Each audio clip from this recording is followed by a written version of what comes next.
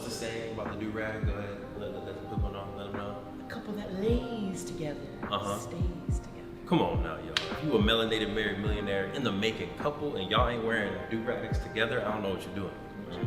But we're in ATL. We are about to head out to the gathering spot. From what I heard, the gathering spot is supposed to be like a members only type of situation, kind of like we were, but I think black owned, and apparently they have food. I didn't know about the food spot. So we're about to go ahead there. What? So that's a good start. And what are you craving right now?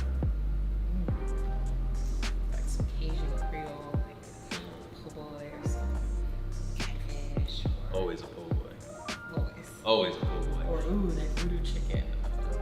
That was voodoo chicken fun. from Nola's. Yeah, that was fun. That would be fire too.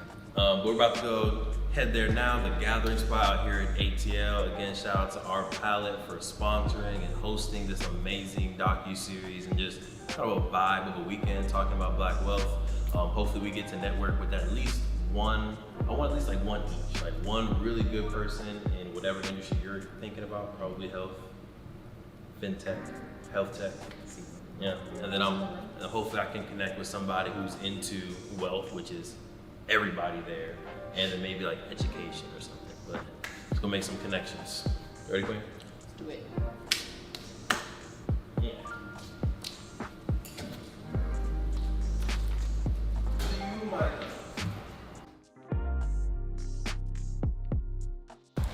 Gathering spot. This is our first time tapping in.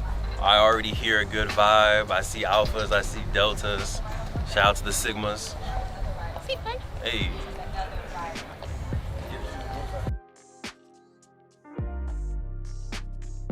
Without further ado, let's get into some introductions. Hey y'all, my name is Adobe. I'm the founder of Deep Roots Co-op. We're a co-op where our small businesses offer deals to our individual consumers. My day job, I help run my family business. We are a premier plastic surgery center here in Georgia, and we also have a medical school. So anything aesthetics, call me. Anything looking for a deal in the community, call me. All right, so my name is AJ Kabir. I'm a financial planner, educator, focused on helping people understand the rules of money, how to play the game, and how to really plan. One of the things that we learn how to do early is make money. We know how to spend money. We're not the best at saving, investing, retaining, protecting our money.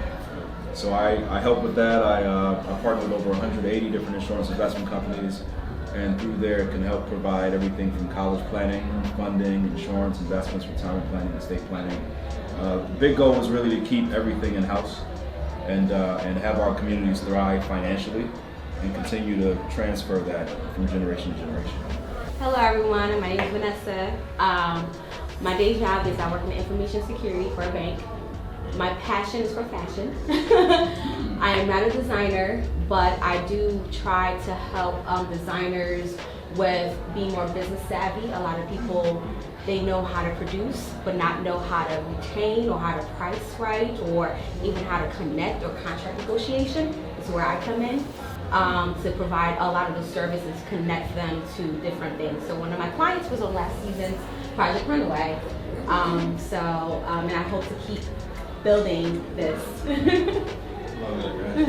Devon Travell, creator of Black Wall Street, the board game, and educator. Everything that you were talking about, AJ, I try to teach to middle school through college students through board games and also utilizing history of just blackness and black excellence. We talk about Mansa Musa, we talk about Madam C.J. Walker, met Benji at Tulsa's Black Wall Street last year. We were just trying to learn some more history about Tulsa Black Wall Street and of course pay homage to the 100 years since the massacre. And then my beautiful queen.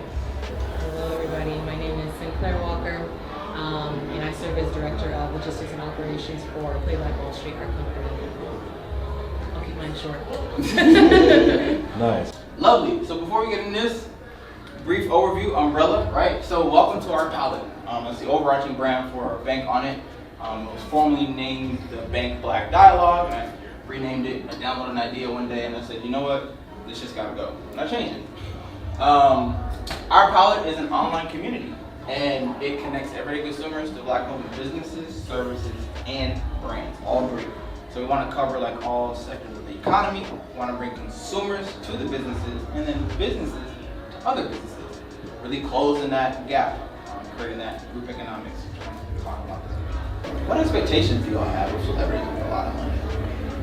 A lot of celebrities, you see them in the Grammys, you see them in wherever on the red carpet, right? They don't own those things. They don't own the car that they came in. They don't own the clothes or the jewelry. It's on loan. They are, because the target audience are not the people who are half millionaires or even the people who have $1 million. The target audience is $1 billion people, right? So that's my first question.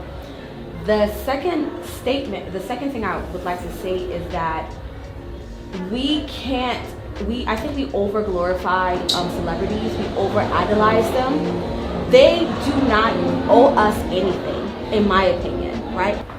I think I'm a little on different sides with the entire scenario. Right. And one reason is getting to the place where you have stupid money, right? And stupid money is like you've taken care of your family's existence forever. And now you get to the place where you can do whatever. Which is that? Right? Well, I mean, with the amount of money he's made, depending on what he, and that type of stuff, people don't really share out. He's made a lot of money. Right? He's So, not even a billionaire. so, He has more money. but even with that, He has more money than he can spend. I'm gonna get to that. Yeah. even I'm with gonna that, get it's to the report, who's reporting it, who's, Yeah, we'll get to that. what are you sharing? Exactly. Right? What are you sharing? So I think there's different sides of it.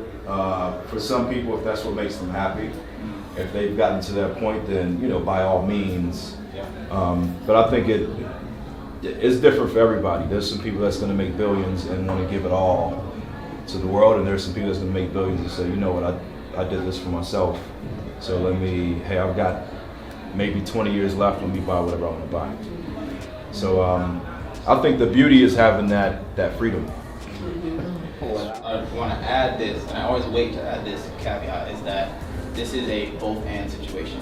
So it's mutually inclusive. I am not saying that you have to either give or Sure. give, right? Important context. Perception is reality for all of us. What we perceive becomes our reality. So if we perceive that success and wealth looks like buying an $18 million watch, like, children are watching this, right? Yeah. So that's my vantage point. But whoever was about to speak, go ahead.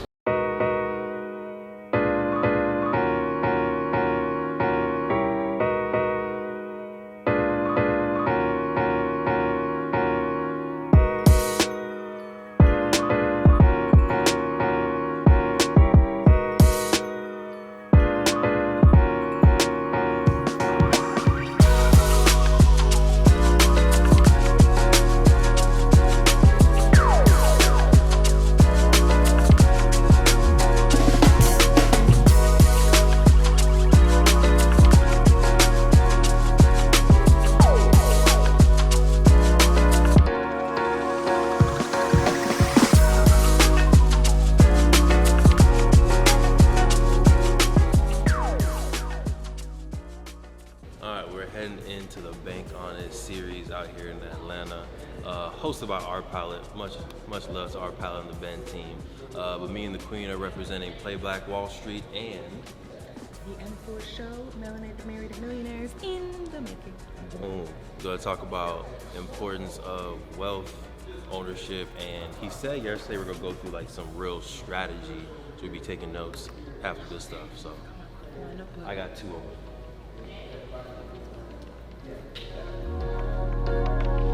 Watching movies like Harriet and that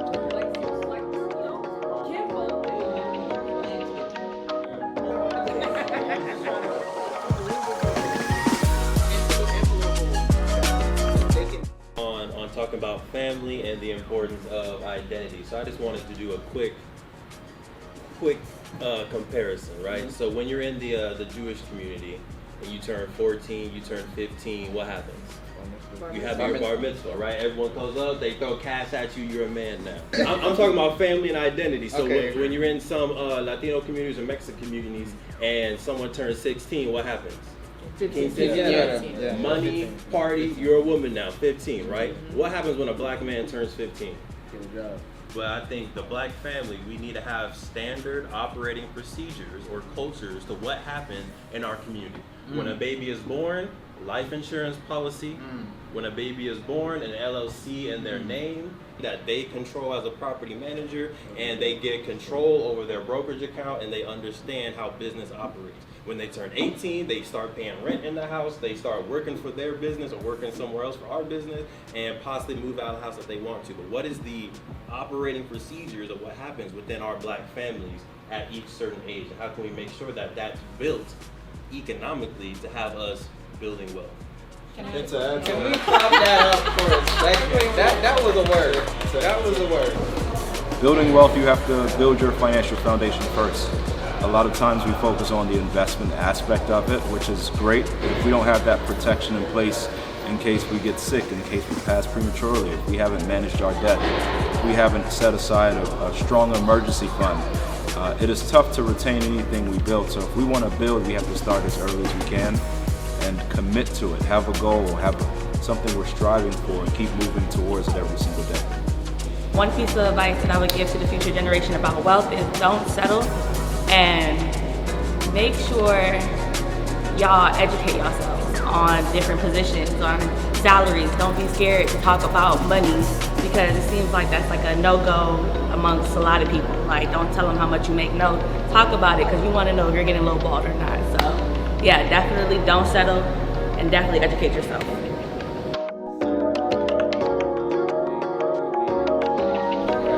Family. There you go. Family is the The kids ask me, "Oh, Devon, what you driving? What you got over there?" I'm like, "Oh, I got the Prius." key. Right. Laughter. But this can be, right, this Exactly. New Black Wall Street, whatever it's called, can be a model in California, in Georgia, Correct. right? And now we have these Correct. communities all over the country, so Correct. it doesn't have to be one. That makes But I see what so y'all are much doing sense. over there. You know what? Let's figure out how we can do the same then we thing help. here. What's going on, everybody? This is Be Conscious tapping in with Our Palate, yo. And I'm also the co-host of the Bank on It series. Listen, I'm so happy that we just concluded another session, a great recording with amazing melanated souls. And we talked about something very important. We talked about community and our future. One of the main things I took away from this show was, just coming together with a plan, right? Putting together a plan for how we actually invest, how we feed, how we teach, and how we heal as a people.